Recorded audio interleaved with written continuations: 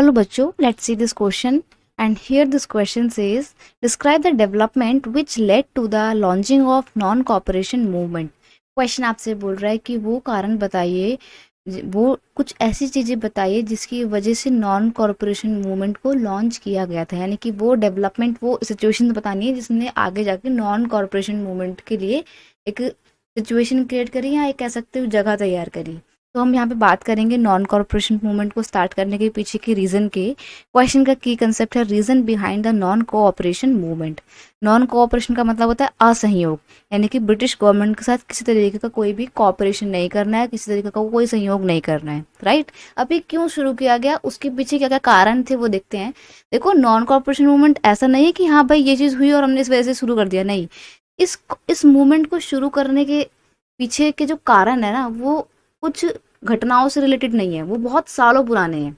जैसे कि first world war के बाद से ही ना कहीं प्रॉब्लम क्रिएट होने लगी थी इंडिया में, और जिन्होंने आगे जाके नॉन कॉरपोरेशन मूवमेंट के लिए एक जगह तैयार करी।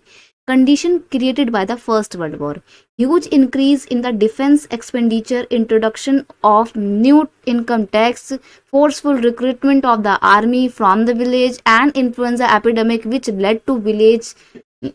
led to large scale death. All these incidents caused widespread anger among the Indians. अब देखो क्या क्या हो रहा था। जब फर्स्ट वर्ल्ड वॉर हुआ तो उस दौरान गवर्नमेंट ने एक तो बहुत गलत काम किए। वॉर ब्रिटेन की थी लेकिन खर्चा इंडिया के लोगों से लिया जा रहा था। वॉर एक्सपेंडिचर बढ़ रहा था तो इंडिया के लोगों के ऊपर नए नए तरीके के टैक्सों का बोझ लादा जा रहा था। और फिर जब लड़ने के लिए ब्रिटेन के सैनिक कम पड़ने लगे तो इंडिया के लोगों को जबरदस्ती आर्मी में भर्ती करने लगे। इन्फ्लुएंजा की बीमारी फैल गई जिसका कोई सोल्यूशन ब्रिटिश गवर्नमेंट ने नहीं निकाला, जिसमें लगभग 12 से 13 मिलियन लोग मारे गए थे इंडिया के। और इन सब चीज़ों की वजह से, इन सभी कारणों की वजह से लार्ज स्केल में डेथ हो रही थी। जब एक कंट्री के साथ ऐसा होगा तो क्या वहाँ के लोग खुश होंगे? बिल्कुल खुश नहीं होंगे। सेम यही इंडिया में हो रहा था। इंडिया के लोगों के अंदर एक बहुत वाइड स्प्रेड एंगर था, बहुत जबरदस्त तरीके का गुस्सा था। चलिए ठीक है, ये सब कुछ तो ठीक था, लेकिन इस आग में और घी डालने का काम कर देता है रॉलेट एक्ट। और जब उस रॉलेट एक्ट का अपोज किया जाता है तो जलियांवाला बाग में सैकड़े हो जाता है। ये सब चीजें मिलकर लोगों को बड़ा परेशान कर देती हैं। The Rowlatt act and the Jallianwala Bagh massacre, this act was pass by the imperial British government. ये ब्रिटिश इम्पीरियलिस्ट लेजिस्लेटिव काउंसिल के द्वारा पास किया गया एक एक्ट था। और ये क्यों पास किया गया था? To repress the political activities of the Indians. People had gathered to protest against the new act. अब इसमें इस एक्ट के थ्रू इंडियंस की पॉलिटिकल एक्टिविटी कंप्लीटली रिप्रेस करने की कोशिश की गई थी। जब लोगों को पता लगा कि इस तरीके का कोई कानून पास हो गया है तो लोगों ने विरोध करना शुरू कर दिया।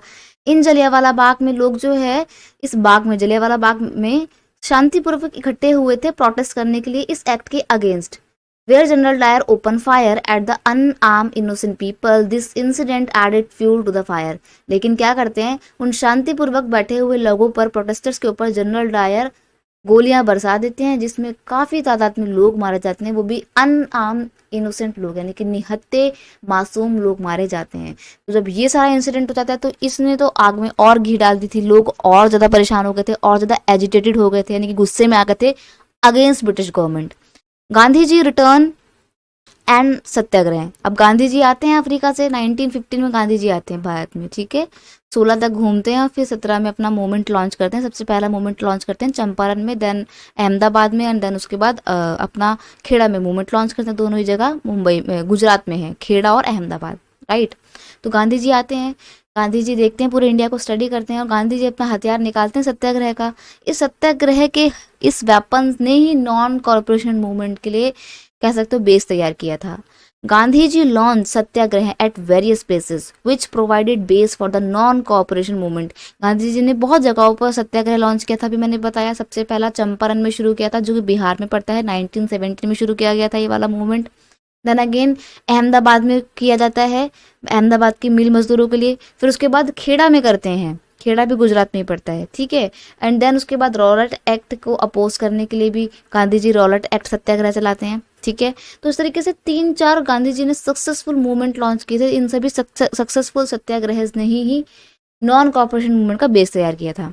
अब देखिए United struggle, the fear of harsh treaty on the Ottoman Emperor, the Khalifa brought the Muslim in India close to Gandhi ji.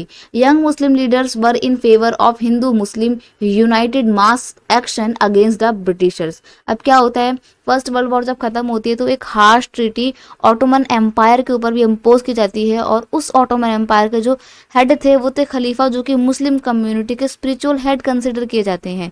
तो वो जो ट्रीटी इम्पोज की गई थी वो ट्रीटी खलीफा से उनकी सारी पावर छीनती थी। तो ये बातें वर्ल्ड के पूरे मुस्लिम्स को पसंद नहीं आ रही थी, इंडियंस मुस्लिम को पसंद नहीं आ रही थी, इसलिए उन्होंने अपनी खिलाफत कमेटी बनाई और अपने को यानी कि मुस्लिम कम्युनिटी को गांधी जी के साथ मिलकर एक मूवमेंट लॉन्च करने के लिए प्रोत्साहित किया। तो इन सभी कारणों की वजह से नॉन कॉपरेशन मूवमेंट और खिलाफत मूवमेंट दोनों स्टार्ट होते हैं। All this factor jointly led to the Khilafat movement and non cooperation movement. ये ये तीनों चारों कारण जो हमने डिस्कस करे, कि नॉन कॉपरेशन एंड खिलाफत मूवमेंट दोनों को जॉइंटली लॉन्च करने में बहुत इंपॉर्टेंट रोल प्ले करते हैं।